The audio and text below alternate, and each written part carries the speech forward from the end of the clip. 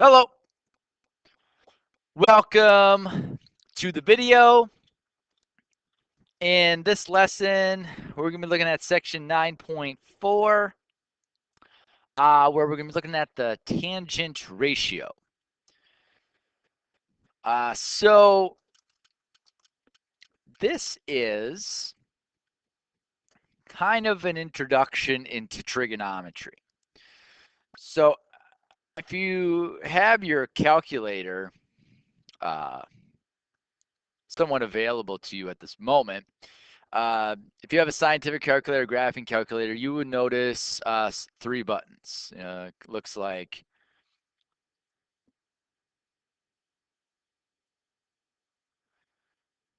these three buttons. All right, sine, cosine, and tangent. Today, we are going to be looking at using this button here with the tangent ratio. Okay, so to let you know, what we are able to do is we are able to discover unknown side measurements with respect to different trig ratios depending on what information is given to us.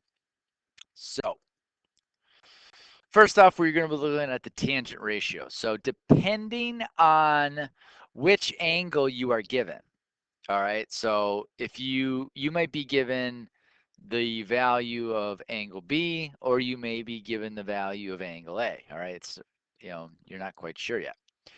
So in this particular example, they're looking at the tangent of angle A. So let's just use that. So angle A is known. So like we know this value. So I'm just going to use the angle theta.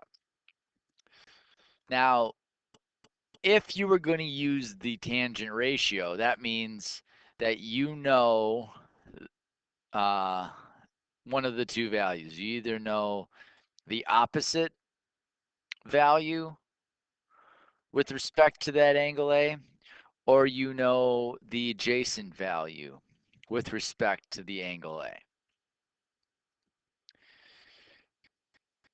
And this is going to allow us to use that tangent button and be able to figure out what unknowns we have with respect to the known values, whether you know the opposite of that angle or you know the adjacent value of that angle.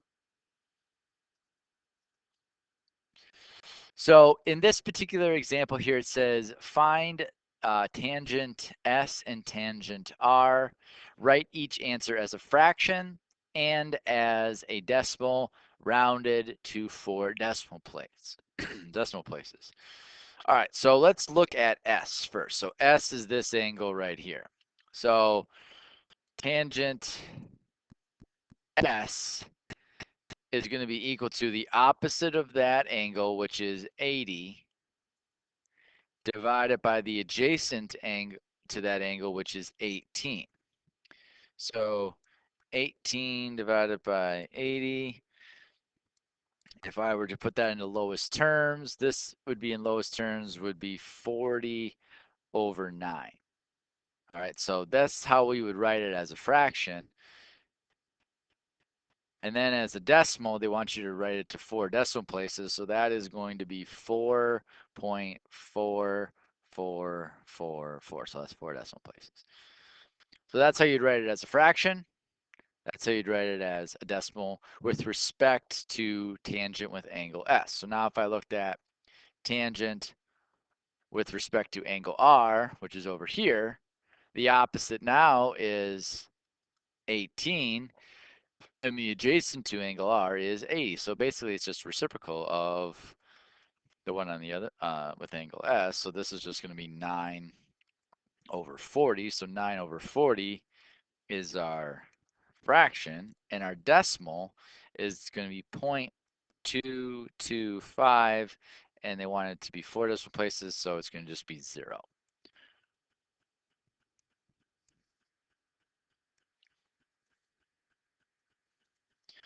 All right, so sort of the main idea of this is to be able to find an unknown value when you're only given one side measurement and you are given an angle measurement. So you got this angle measurement here that's 32 degrees. And with respect to the angle that we know, we are given the opposite measurement. So, and we're trying to find the adjacent value, x. So you can use tangent. So how you're going to write this is going to be the tangent of 32 degrees is going to be equal to the opposite, which is 11, divided by the adjacent, which is x. Now, what you need to make sure when you are looking at your calculator, there should be a icon that says mode. And when you are in mode, make sure that your mode is in degrees, or sometimes they abbreviate it as DRG. You want to make sure that it is not in radians or RAD, okay? Make sure it's in degrees, not radians. So once you've established that it is in fact in degrees, we can now move forward because we are given a degree measurement of 32 degrees. So before I do any trig calculations, I'm going to multiply both things by x, which then cancel. And then I'm going to divide the tangent of 32 degrees to both sides, which then gives me x equals 11 divided by the tangent of 32. So now what I'm going to do is I'm going to take 11 and I'm going to divide it by the tangent of 32, and I get a value of about 17.6 because it's rounded to the nearest tenth, and that's one decimal place.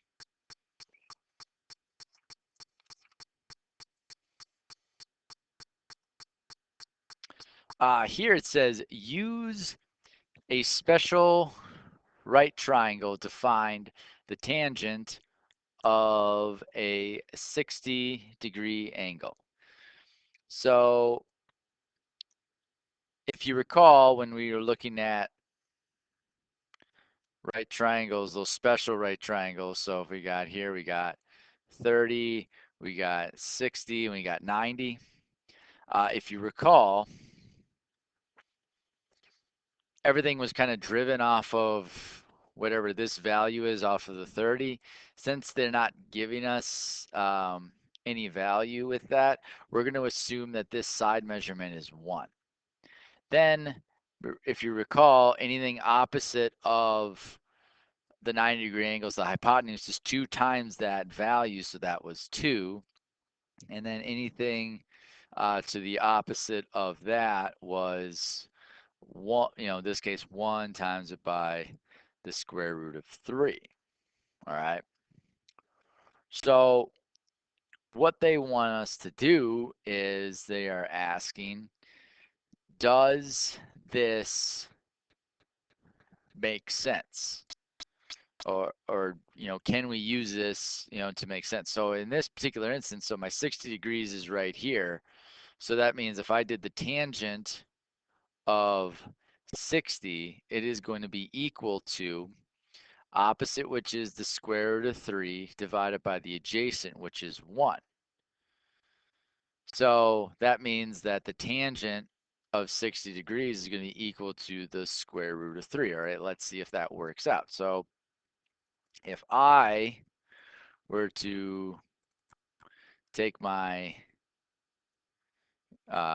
calculator,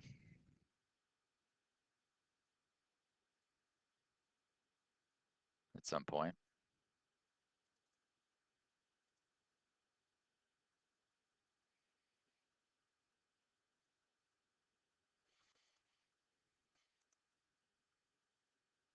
all right, so here we go. Let's clear this and clear this. So second mode quit. All right. So this is just basically validating what this is. So we can say, so the square root of 3 is 1.73. So making sure my mode, all right, my mode is not in degrees. So I got to make that so. So now square root of 3 is 1.73. So if I put in the tangent of 60 degrees, it should be 1.73, in which it is. So that is, it's kind of like a showing validation that, oh, that theorem does in fact work. So we could say that the tangent of 60 is equal to about 1.73 or the square root of 3, depending on if you're looking for an approximation or an exact value. All right, so finally here it says you are measuring the height of a spruce tree. You stand 45 feet from the base of the tree. You measure the angle of elevation from the ground to the top of the tree to be 59 degrees. They want us to find the height of the tree to the nearest foot. So we are given 59 degrees. We need to find the opposite value to that 59 degrees, but we are given the adjacent value. Since we need opposite over adjacent, we're going to use tangent. So the tangent of 59 degrees is going to be equal to h over 45. All right, so in this particular one, I'm going to multiply. So now I got 45. So if I multiply 45 to both sides, I get 45 times it by the tangent of 59 degrees. That equals h. So tangent of 59 degrees times that by 45, I get 74.89, and I believe it's feet as my value for h. So that is about, so they're saying to the nearest foot, excuse me, to the nearest foot. So it is about 75 feet for the height of the tree. And that is being able to use the tangent ratio. Hope this helps. Till next time.